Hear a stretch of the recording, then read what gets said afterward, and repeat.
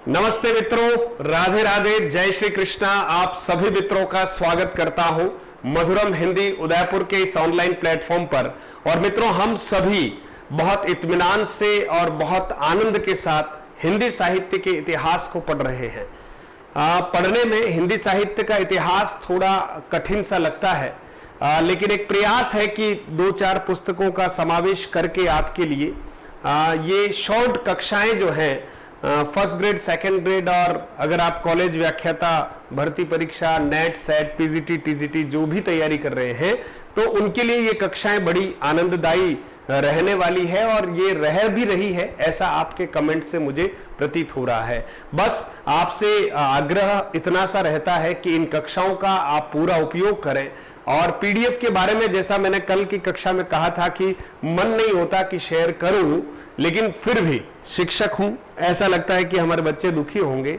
आपका दुख हम शायद इतना देख नहीं पाते हैं, तो पीडीएफ में शेयर कर रहा हूं। मना करने के बाद भी मैंने पीडीएफ शेयर की है, लेकिन आपसे आग्रह है ना, आप ईमानदारी पूर्वक नोट्स बनाएंगे, है ना। उस पीडीएफ की प्रिंट आउट नहीं लेनी है, नोट्स बनाने, क्योंकि जब तक आप स्वयं मेहनत नहीं करेंगे ना, तब तक जो निखार आना चाहिए, है ना, अपनी पढ़ाई में, वो आएगा नहीं।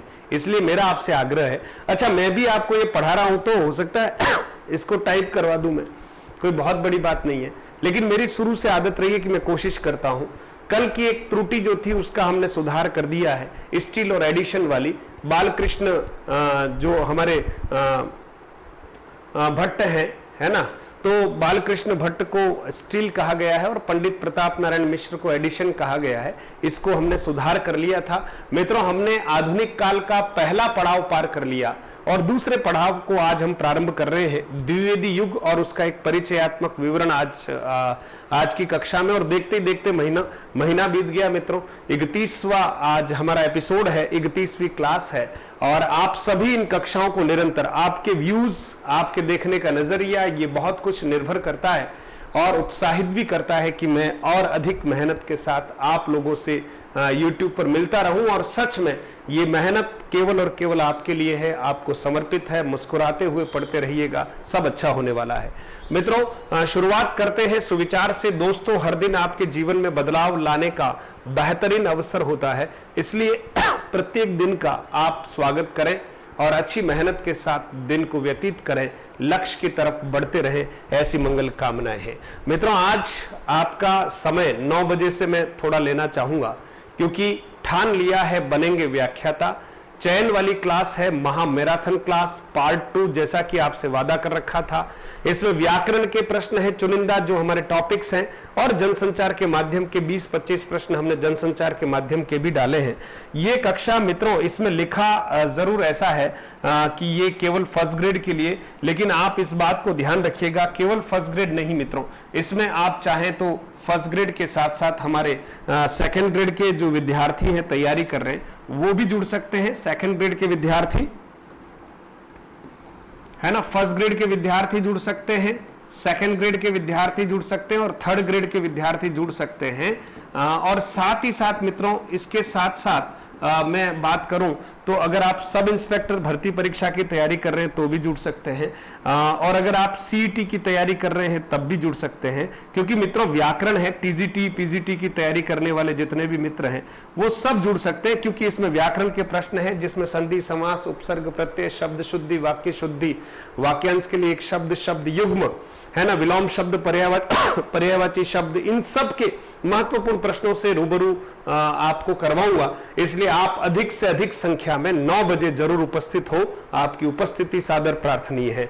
मित्रों, शुरुआत करते हैं आज की कक्षा की। और पीडीएफ के रंग के बारे में आप कुछ नहीं बोलेंगे क्योंकि ये पहले से प्रिपेयर कर रखी मित्रों, अभी नई बनाई है, इसलिए इसकी पीडीएफ शेयर कर दूंगा। जो आपको दिख रहा है आप कॉपरेट करें और मैं आपको समझाने का प्रयास करता हूं। ठीक है मित्रों, चलिए शुरुआत करते हैं। मित्रों, दूसरा जो कालखंड है हमारा, वो कालखंड कौन सा है? द्विवेदी युग है मित्रों। और हम आधुनिक काल में द्विवेदी युग पढ़ रहे थे, और आज ये हमारी मित्रों 31वीं क्लास है, 31, 31वीं कक्षा है। ठीक है, 30 कक्षाएं हमारी पूर्ण हो चुकी है। आप देखेंगे इस द्विवेदी युग का जो समय सीमा वाली बात है वो है 1900 से 1918 ईस्वी तक द्विवेदी युग का समय रहा है। और आप देखेंगे कि लगभग इन 18 वर्षों में एक विशेष प्रकार से की काव्यधारा का प्रणयन हुआ, और ये वो युग है जिसमें पुनर्जागरण के बाद सुधार का काम प्रारंभ हो गया। भारतेंदु युग में पुनर्जागरण हुआ, कई सारी विधाओं का प्रवर्तन हुआ, कई सारी प्रवृत्तियां जो है वो प्रारंभ हुई, लेकिन द्विवेदी युग में मित्रों इन सब में सुधार का काम हुआ। एक प्रकार से ये परिष्कार का काल था, इसको जागरण सुधार काल के नाम से भी हम जानते हैं। जागरण के बाद सुधार का काम जो है वो द्विवेदी युग में हुआ है, और द्विवेदी युग का जो नामकरण है वो आचार्य महावीर प्रसाद द्विवेदी के नाम पर ही किया गया, क्योंकि उनका योगदान इस कालखंड में सर्वाधिक रहा, साहित्य के क्षेत्र में, पत्रकारिता के क्षेत्र में। तो युग का नामकरण मित्रों विद्वान आचार्य महावीर प्रसाद द्विवेदी के नाम पर किया गया। भारतेंदु युग में हिंदी काव्य व अन्य विधाओं को जागृत होने का अवसर मिला, तो द्विवेदी युग में इसमें कई सुधार होने लगे, और इसीलिए डॉक्टर नगेंद्र ने, ध्यान रखना ये प्रश्न बनता है, डॉक्टर नगेंद्र ने क्या कहा, जागरण सुधार काल के नाम से पुकारा। यानी द्विवेदी युग को जागरण सुधार काल के नाम से किसने पुकारा, तो द्विवेदी युग को जागरण सुधार काल के नाम से किसने पुकारा मित्रों, डॉक्टर नगेंद्र ने पुकारा। भारतेंदु युग यदि आधुनिक काल का प्रवेश द्वार है, तो द्विवेदी युग उस विस्तृत प्रांगण, उसका विस्तृत प्रांगण जहां उन प्रवृत्तियों को विकसित एवं पल्लवित होने का अवसर प्राप्त हुआ जो भारतेंदु युग में प्रारंभ हुई थी, विशेषतः भारतीय जनमानस में स्वदेशानुसार है ना, स्वदेशानुराग है ना मित्रों, कुल मिला के भारतीय जनमानस में कहीं न कहीं जो नई नई बातें आई थी उनको परिष्कृत करने का, सुधारने का काम द्विवेदी युग में हुआ। जनमानस में स्वदेशानुसार या स्वदेशानुराग एवं नवजागरण के जो बीज भारतेंदु युग में अंकुरित हुए थे, द्विवेदी युग में पूर्ण पल्लवित होकर सामने आए। ठीक है मित्रों, द्विवेदी युग में ये पूर्णतः पल्लवित होकर सामने आए। सबसे पहले नामकरण पर बात करते हैं मित्रों, तो द्विवेदी युग नामकरण किया है मुकुटधर पांडे ने, ध्यान दीजिएगा, और जागरण सुधार काल कहा है डॉक्टर नगेंद्र ने। ये नामकरण की बात हो गई, डॉक्टर नगेंद्र ने क्या कहा, जागरण सुधार काल कहा, और द्विवेदी युग को द्विवेदी युग नाम जो दिया है वो मुकुटधर पांडे ने दिया है। फिर देखें मित्रों, खड़ी बोली युग भी कहा है, इस को खड़ी बोली युग भी कहा है ना, इसके नामकरण में ये महावीर प्रसाद द्विवेदी और नामवर सिंह ने इसको क्या कहा, खड़ी बोली युग कहा है। फिर देखिए आदर्शवादी प्रबंध परंपरा, डॉक्टर गणपति चंद्र गुप्त ने इस कालखंड को कहा है आदर्शवादी प्रबंध परंपरा। फिर मित्रों देखिए हिंदी काव्य की नई धारा, आचार्य रामचंद्र शुक्ल ने द्विवेदी युग के लिए हिंदी काव्य की नई धारा जो है नामकरण किया है, आचार्य शुक्ल। महत्वपूर्ण है नामकरण का तथ्य, ध्यान रखिएगा मित्रों। फिर नई धारा या द्वितीय उत्थान 1893 से 1918, ये नई धारा द्वितीय उत्थान भी नामकरण जो है आचार्य शुक्ल ने किया है। 1893 से 1918 ईस्वी के मध्य का एक समय है जो आचार्य रामचंद्र शुक्ल ने निर्धारित किया है। इस कालखंड में गद्य व पद्य दोनों में ही खड़ी बोली हिंदी का प्रयोग किया जाने लगा। वर्षों से जो ब्रज भाषा का प्रयोग हो रहा था, किसमें, गद्य और पद्य में, और मुख्य रूप से पद्य में ही, क्योंकि पद्य का ही लेखन किया जा रहा था रीतिकाल तक, लेकिन आधुनिक काल में आते आते गद्य साहित्य प्रवर्तित हुआ। तो भारतेंदु युग में जो है मित्रों काव्य में खड़ी बोली का प्रयोग थोड़ा कम किया जा रहा था, लेकिन ये द्विवेदी युग में मित्रों प्रमुख रूप से क्या किया गया, गद्य और पद्य दोनों में ही खड़ी बोली का जो है बहुत अच्छे से प्रयोग किया जाने लगा, और इसमें आचार्य महावीर प्रसाद द्विवेदी की भूमिका अति महत्वपूर्ण है।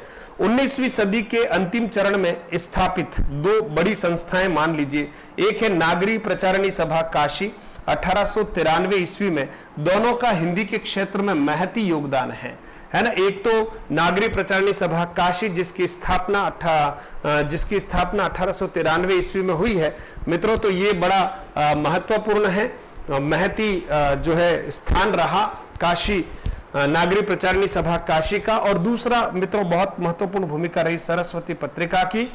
ये 1900 ईस्वी में सरस्वती पत्रिका जो है वो मित्रों प्रकाशित हुई, इसका भी एक बहुत बड़ा जो है अहम रोल रहा है खड़ी बोली हिंदी को स्थापित करने में, और हिंदी के उद्धार में नागरी प्रचारणी सभा काशी का सबसे बड़ा योगदान रहा है ना, तो दोनों का बड़ा योगदान रहा। फिर आप देखिए मित्रों द्विवेदी युगीन काव्य की प्रमुख प्रवृत्तियां क्या क्या है, द्विवेदी युगीन काव्य की प्रमुख प्रवृत्तियां क्या क्या है, तो आप थोड़ा ध्यान दीजिएगा। भारतेंदु युग की प्रतिक्रिया है सबसे पहले द्विवेदी युग जो है भारतेंदु युग की प्रतिक्रिया स्वरूप जो है उत्पन्न हुआ। राष्ट्रीयता की भावना से ओतप्रोत काव्यों की रचना हुई।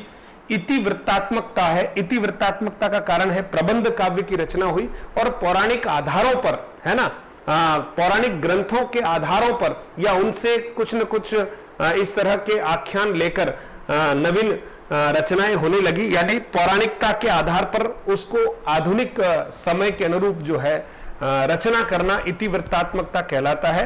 तो प्रबंध काव्य की रचना एक परंपरा है, एक प्रवृत्ति है। नैतिकता एवं आदर्शवाद भरपूर था, है ना। प्रकृति चित्रण भी इस युग की परंपरा रही है। सामाजिक समस्याओं का चित्रण करना, आदर्शवाद की प्रतिष्ठा करना, सामाजिकता की भावना काव्य में नजर आती है। काव्य रूपों की विविधता है, मुक्तक, प्रबंध, है ना, और सभी तरह के काव्यों की रचना हुई है। गद्य पद्य दोनों में खड़ी बोली की स्थापना की गई। छंदों का वैविध्य, नारी की गरिमा व महत्ता, क्योंकि स्वयं आचार्य हजारी प्रसाद महावीर प्रसाद द्विवेदी जो है वो नारी विषयक इस तरह से एक निबंध लिखा जो उपेक्षित नारियां हैं उसके प्रति कहीं न कहीं अपने कर्तव्य का बोध कराया समकालीन कवियों को। और इसी वजह से जिस कालखंड में नारियों पर कुछ नहीं लिखा गया था उस कालखंड की नारियां जो है प्रमुख रूप से ध्यान में रखते हुए मैथिली शरण गुप्त और अनेक समसामयिक कवियों ने उनके ऊपर लिखा, जिसमें साकेत अपने आप में उर्मिला के लिए एक महत्वपूर्ण ग्रंथ है। फिर मित्रों, काव्य फलक का विस्तार, श्रृंगार भावना का विरोध और नैतिक मूल्यों पर बल, ये मित्रों यहाँ की बात है। आदर्शवाद, ठीक है, तो श्रृंगार भावना का विरोध था, नैतिक मूल्यों का बल था। और फिर 14वां है हास्य व्यंग और 15वां भाषा में सुधार, यानी भाषा में सुधार करना जो है इस कालखंड की एक प्रमुख प्रवृत्ति रही है। मित्रों, पीडीएफ आपको मिलेगी, बिल्कुल चिंता नहीं करें, है ना। लेकिन अभी आप देखिए भारतेंदु युग की प्रतिक्रिया, राष्ट्रीयता की भावना, इतिवृत्तात्मकता मतलब होता मोटे तौर पर प्रबंध काव्यों की रचना करना, जिसमें पौराणिक आख्यानकों के आधार पर ही जो है वहां से किसी कहानी को उठाना, है ना, किसी कथा को उठाना और उसका वर्णन जो है आधुनिक युग को ध्यान में रखते हुए करना। नैतिकता एवं आदर्शवाद यानी श्रृंगार भावना का विरोध था, क्योंकि रीतिकाल में श्रृंगार पर बहुत बातें हो गई, नैतिक मूल्यों पर ज्यादा बल दिया गया। प्रकृति चित्रण, सामाजिक समस्याओं का चित्रण, आदर्शवाद की प्रतिष्ठा, सामाजिकता की भावना, काव्य रूपों की विविधता, गद्य पद्य दोनों में खड़ी बोली की स्थापना, छंद वैविध्य, नारी की गरिमा व महत्ता, काव्य फलक का विस्तार और हास्य व्यंग भाषा में सुधार। मित्रों, ये सब बातें हमने यहाँ पर देख ली। अब देखिए मित्रों, समय सीमा की बात करते हैं कि द्विवेदी युग की समय सीमा क्या रही। मित्रों, एक समय सीमा बताई गई है 1900 से 1920 ईस्वी के मध्य में द्विवेदी युग की समय सीमा रही है। ये किसके अनुसार है? डॉक्टर नगेंद्र के अनुसार। फिर मित्रों 1900 से 1918 ईस्वी, क्यों? क्योंकि 1918 में झरना का प्रकाशन हो जाता है और कहीं न कहीं झरना के प्रकाशन के साथ जो है द्विवेदी युग के समापन की बात की जाती है।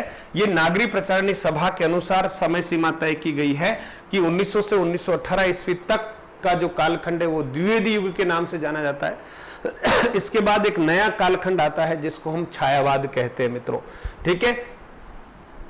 फिर आप देखेंगे मित्रों, आगे हम बढ़ते हैं और 1903 से लेकर 1920 ईस्वी तक का जो कालखंड है उसको कहा गया ये द्विवेदी युग की समय सीमा है रामधारी सिंह दिनकर के अनुसार, क्योंकि 1920 में सरस्वती का जो संपादन है वो आचार्य महावीर प्रसाद द्विवेदी द्वारा सरस्वती का संपादन का कार्य जो है 1920 तक ही किया गया, इसलिए 1920 तक का कालखंड जो है द्विवेदी युग के नाम से जाना गया।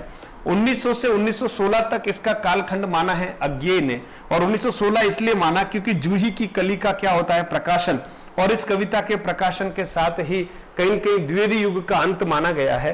और इसकी समय सीमा 1893 से 1918 ईस्वी मानी है। किसने? आचार्य रामचंद्र शुक्ल ने, जो द्वितीय उत्थान के नाम से भी इस कालखंड को जो है नामकरण करते हैं। द्वितीय उत्थान हिंदी साहित्य का आधुनिक काल का द्वितीय उत्थान है मित्रों। तो 1893 से 1918 सबसे ज्यादा समसामयिक जो माना जा रहा है मित्रों वो है नागरी प्रचारणी सभा काशी के द्वारा जो कालखंड निर्धारित किया गया है 1900 से 1918 तक का, ये सर्वमान्य मत है समय सीमा को लेकर।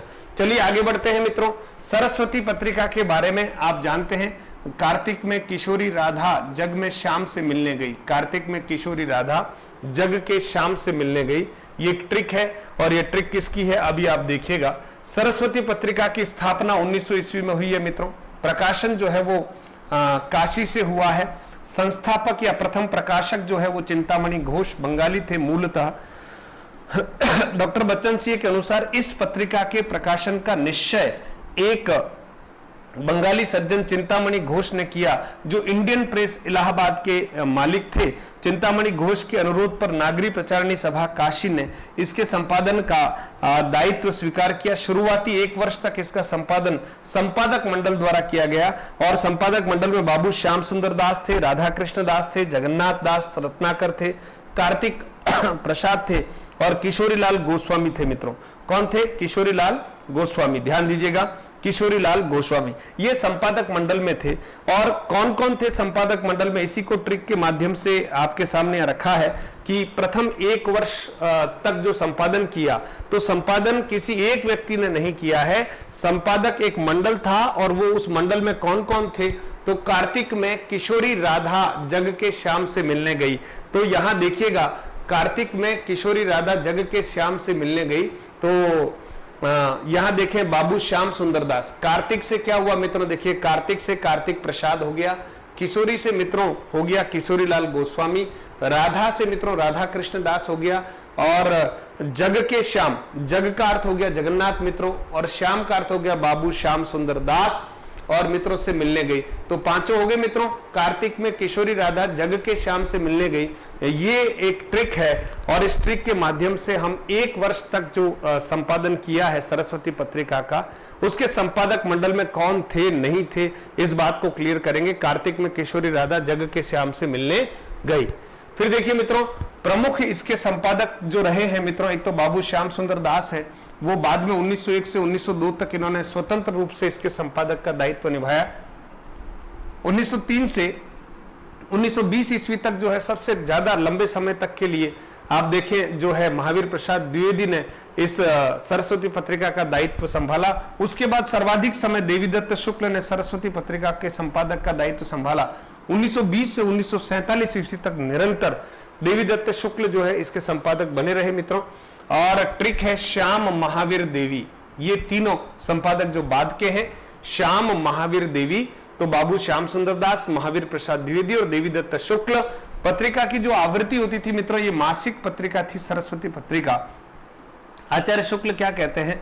20वीं शताब्दी के प्रारंभिक काल का विश्वकोश कहा है, ये बहुत महत्वपूर्ण तथ्य है ना। 20वीं शताब्दी के प्रारंभिक काल का विश्वकोश किसे कहा गया है? तो सरस्वती पत्रिका को कहा गया है। यह कथन किसका? आचार्य शुक्ल का। प्रारंभ में प्रकाशन काशी से, बाद में द्विवेदी युग में इलाहाबाद से इसको प्रकाशित किया गया। आचार्य महावीर प्रसाद द्विवेदी की कविता हे कवित्त सरस्वती के जून 1900 के अंक में छपी थी, हे कवित्त, ठीक है। और खड़ी बोली हिंदी का उद्धारक सर्वाधिक प्रसिद्ध पत्रिका, खड़ी बोली हिंदी का उद्धारक के रूप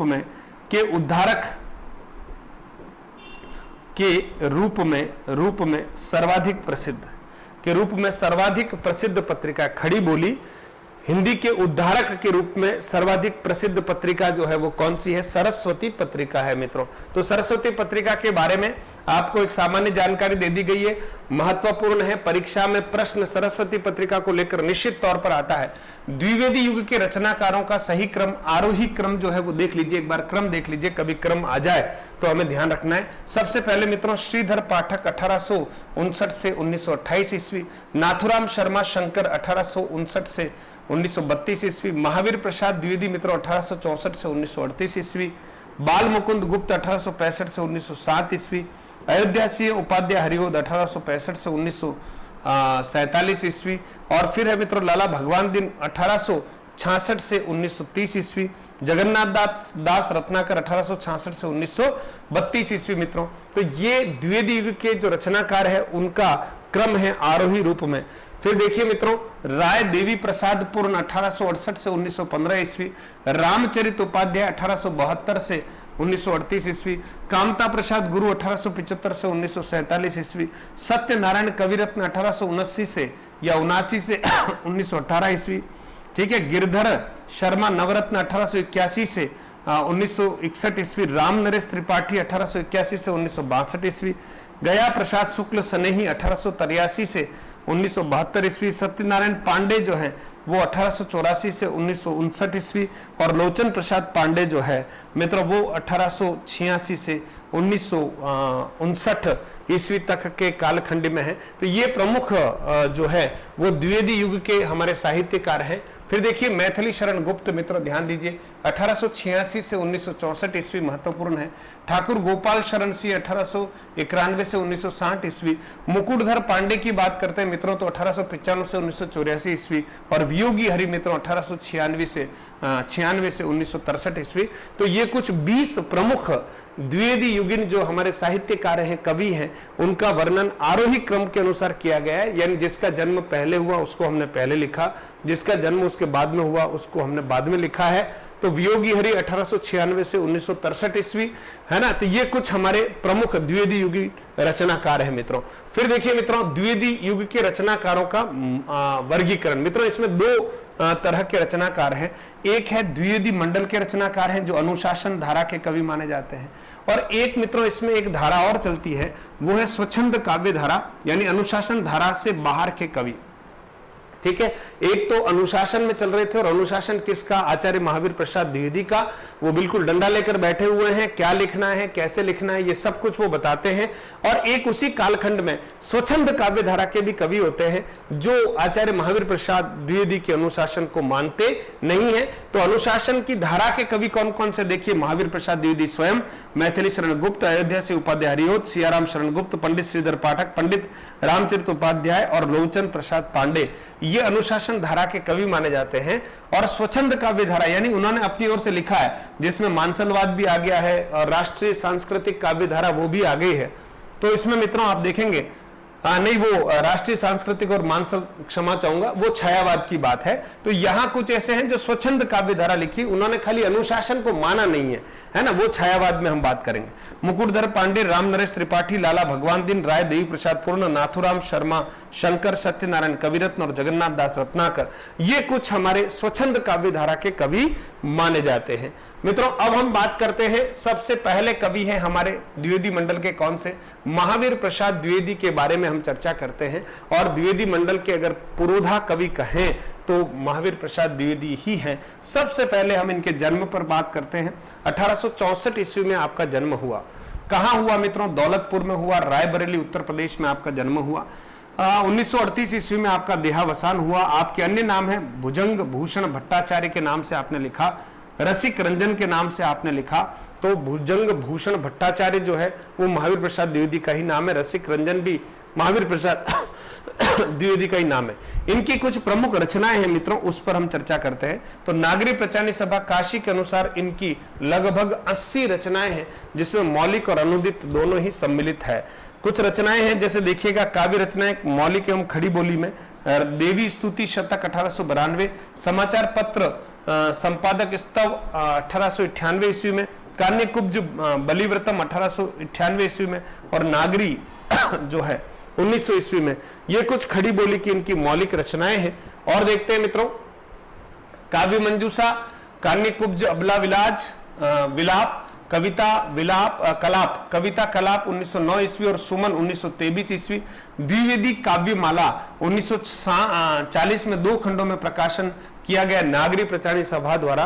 और इस खंड में आचार्य महावीर प्रसाद द्विवेदी की समस्त रचनाओं का संकलन किया गया है, काव्यमाला के नाम से, ध्यान रखेंगे, है ना। काव्यमाला 1940 ईस्वी में प्रकाशित हुई नागरी प्रचानी सभा के द्वारा। प्रमुख मौलिक गद्य रचनाएं आपकी कौन कौन सी है? मौलिक गद्य रचनाएं, ये सब पद्य रचनाओं की बात हुई। गद्य रचनाओं में कालिदास और उनकी कविता रसज्ञ रंजन, औद्योगिकी, अतीत स्मृति और सुकवि संकीर्तन, महिला मोद, कोविद कीर्तन, आलोचना अंजलि, लेखांजलि, विचार विमर्श और प्रबंध पुष्पांजलि, ये इनकी क्या है मित्रों? कुछ गद्य रचनाएं हैं। आपको केवल नाम ध्यान में रखने का अभ्यास करना है, सभी रचनाएं याद होगी ये जरूरी नहीं है, लेकिन आप थोड़ा सा रचनाओं पर ध्यान जरूर रखेंगे। फिर मित्रों प्रसिद्ध लेख हैं जो सरस्वती पत्रिका में छपे हैं आपके आचार्य महावीर प्रसाद द्विवेदी के, उनके केवल नाम आप देखिएगा, कालिदास की निरंकुशता, कवियों की उर्मिला विषयक उदासीनता, इसके बाद जो है उर्मिला और जो उपेक्षित पात्राएं थी है ना, उनके ऊपर जो है लेखन कार्य शुरू कर दिया कवियों ने। क्या हिंदी नाम की कोई भाषा ही नहीं? आर्य समाज का कोप, नागरी तेरी यह दशा, कवि और कविता, कविता के प्रतिमान, काव्य कला व कवि, कविता कलाप, हिंदी भाषा और व्याकरण, खड़ी बोली का मानक रूप, खड़ी बोली का व्याकरण हो सकता है, खड़ी बोली व काव्य, खड़ी बोली का श्रेष्ठतम प्रयोग। ये सब मित्रों इनके कुछ ऐसे निबंध हैं जिनका प्रकाशन सरस्वती पत्रिका में निरंतर होता रहा है, और ये कुछ प्रमुख निबंध हैं, महत्वपूर्ण निबंध हैं जो कभी परीक्षा में पूछे जा सकते हैं। फिर मित्रों आप देखेंगे कुछ अनुदित रचनाएं भी है, महावीर प्रसाद द्विवेदी की कुछ अनुदित रचनाएं हैं। उसमें कौन कौन सी मित्रों? एक प्रमुख है बेकन विचार रत्नावली, ये परीक्षाओं में आया हुआ प्रश्न है। 1901 ईस्वी में जॉन बेकन के निबंधों का क्या किया गया है? अनुवाद किया गया है, जॉन बेकन के निबंधों का अनुवाद। फिर मित्रों कुमार संभव सार है 1902 ईस्वी में, और वैणी संहार है 1917 ईस्वी में। ये तीनों बहुत महत्वपूर्ण है, याद कर लेना। बेकन विचार रत्नावली 1901, कुमार संभव सार 1902 और वैणी संहार 1917 ईस्वी है। महावीर प्रसाद द्विवेदी रचनावली नाम से जो है खंड 15 में नागरी प्रचारणी सभा काशी द्वारा प्रकाशित किया गया। 15 खंडों में है ना एक महावीर प्रसाद द्विवेदी रचनावली के नाम से एक पूरी संकलन जो है वो प्रकाशित किया है नागरी प्रचारणी सभा द्वारा, जिसमें महावीर प्रसाद द्विवेदी की सभी रचनाओं का समावेश है। अब महावीर प्रसाद द्विवेदी के बारे में कुछ प्रमुख तथ्य हैं वो देखते हैं। महावीर प्रसाद द्विवेदी ने कविता में सादगी, असलियत एवं जोश का विशेष बल दिया है, तथा इनमें से भी असलियत को सबसे अधिक महत्वपूर्ण माना है। ये कथन किसका है? नगेंद्र का। इन्होंने साहित्य को ज्ञान की राशि का संचित कोश कहकर पुकारा है ना। इन्होंने साहित्य को ज्ञान की राशि का संचित कोश कहकर पुकारा। किसने? आचार्य महावीर प्रसाद द्विवेदी ने। हिंदी समालोचना को स्थापित करने का श्रेय इन्हीं को दिया जाता है। हिंदी समालोचना को साहित्य के क्षेत्र में स्थापित करने का श्रेय किसको दिया जाता है? महावीर प्रसाद द्विवेदी को। मित्रों आप कितनी संख्या में देख रहे हैं ये मुझे पता नहीं है, लेकिन जितनी भी संख्या में आप देख रहे हैं, आपसे करबद्ध आग्रह है कि आप अपनी कक्षा है, ये आप ही की कक्षा है ना। और मित्रों किसी भी तरह से देर सवेर जैसे भी समय मिलता है, आपकी चिंता करते हुए मैं अपना समय निकाल के आप लोगों के लिए कक्षाएं तैयार करता हूं और करता रहूंगा। बस आपका स्नेह और समर्थन और सपोर्ट इसी तरह से मिलता रहा तो YouTube के ऊपर मधुरम हिंदी की कक्षाएं अपने आप में अलग तरह की कक्षाएं होगी, जिसमें वास्तविक कंटेंट आप तक पहुंचाया जाएगा। मोटिवेशन कक्षा के साथ साथ ही चलता है, केवल मोटिवेशन से ही काम नहीं होगा, मोटिवेशन के साथ कंटेंट भी चाहिए। तो आप देखेंगे कई सारे मित्र हो सकते हैं केवल एक मोटिवेशन।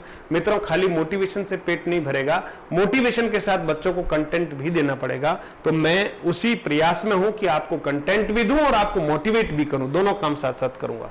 चलिए मित्रों आगे बढ़ते हैं और आगे देखेंगे 1903 से लेकर 1920 तक सरस्वती पत्रिका के संपादक रहे। ये बहुमुखी प्रतिभा के धनी आलोचक, निबंधकार, अनुवादक तथा संपादकाचार्य थे। आधुनिक काल में हिंदी गद्य पद्य के परिमार्जन करता आचार्य द्विवेदी जी ही माने जाते हैं। संपत्ति शास्त्र इनकी अर्थशास्त्र संबंधी पुस्तक है, महत्वपूर्ण परीक्षा में पूछा गया। संपत्ति शास्त्र किसकी रचना है? मैथिलीशरण गुप्त के काव्य गुरु भी रहे हैं, और मैथिलीशरण गुप्त ने इस बात को स्वीकार किया है कि करते तुलसीदास भी कैसे मानस नाद, महावीर का यदि उन्हें मिलता नहीं प्रसाद, है ना। यहाँ महावीर में श्लेष अलंकार है। महावीर का एक अर्थ हनुमान जी है, महावीर का एक अर्थ जो है आचार्य महावीर प्रसाद द्विवेदी है। फिर मित्रों पिता राम साहेब द्विवेदी को महावीर जी का इष्ट था, पुत्र का इसीलिए उन्होंने नाम महावीर रखा। पिताजी राम साहेब द्विवेदी जो थे उनके हनुमान जी का इष्ट था, इसलिए पुत्र का नाम महावीर रखा और हिंदी भाषा को व्याकरण सम्मत रूप प्रदान किया। फिर मित्रों द्विवेदी जी की गद्य रचनाओं की अगर बात करें, प्रमुख शैलियां गद्य रचनाओं की, तो एक व्यंग्यात्मक शैली है, दूसरी आलोचनात्मक शैली और तीसरी क्या है? गवेषणात्मक मित्रों क्या है? शैली है। तो आज की कक्षा मित्रों आपको कैसी लगी ये जरूर आप मुझे बताएंगे, और मुझे बहुत अच्छा लगेगा जब आप इस तरह की कक्षाओं के साथ स्वयं का उत्साहवर्धन करेंगे। इन कक्षाओं के कंटेंट का उपयोग करके आप जो है अपने आने वाले भावी जीवन का भविष्य तय करेंगे। तो मित्रों, बहुत मुस्कुराते हुए इन कक्षाओं का आनंद लीजिएगा। और अंत में आप सभी का आभार प्रकट करते हुए एक बार पुनः आप सभी का आह्वान करता हूं कि आप सभी आइए मिलकर आज रात्रि की जो कक्षा है ना, जो महा मैराथन क्लास है पार्ट 2, उस पार्ट 2 में आप भाग लीजिएगा। और मैराथन क्लास से जुड़ने के लिए रात्रि 9 बजे आपको जुड़ना है। रात्रि 9 बजे से लाइव है, ठीक है, रात्रि 9 बजे से लाइव है। आज हमारा विजयी भव सीरीज की जगह पर ये कार्यक्रम है YouTube के ऊपर, जो first grade, second grade, third grade, SI, CET, sub inspector सभी के लिए बहुत महत्वपूर्ण कक्षा रहने वाली है। और व्याकरण की कक्षा है मित्रों। व्याकरण के 121 प्रश्न आपके सामने होंगे इस मैराथन में, इसलिए समय निकालकर जरूर आइएगा। और आप पहली बार अगर मधुरम हिंदी के YouTube चैनल पर पधारे हैं तो इसको सब्सक्राइब करें, नोटिफिकेशन ऑल करें, ताकि कक्षाओं का आपको शेड्यूल मिल पाए। साथ ही साथ ये PDF प्राप्त करने के लिए हमेशा कहता हूं, मधुरम हिंदी के YouTube चैनल पर आपको तुरंत जाना है, टेलीग्राम चैनल पर आपको जाना है, ताकि आपको ये PDF मिल जाए। देर सवेर डालता रहता हूं, है ना। और मधुरम हिंदी ऐप को आप डाउनलोड कर लीजिएगा। विविध प्रकार के ऐसे छोटे छोटे कोर्स न्यूनतम मूल्य में है। आप अगर अफोर्ड कर पाते हैं मित्रों तो उन कोर्सेस को आप जरूर देखिएगा और अपने जीवन को लक्ष्योन्मुख बनाए। मित्रों, आप सभी के लिए बहुत बहुत धन्यवाद, है ना। कल फिर हम एक नई कक्षा के साथ द्विवेदी युग में ही मिलते हैं। द्विवेदी युग के हमारे और जो रचनाकार हैं उनकी रचनाओं के बारे में पढ़ेंगे। तो आज हमने द्विवेदी युग की प्रारंभिक पृष्ठभूमि और आचार्य महावीर प्रसाद द्विवेदी के बारे में पढ़ा है। बहुत बहुत धन्यवाद। जय हिंद, जय भारत।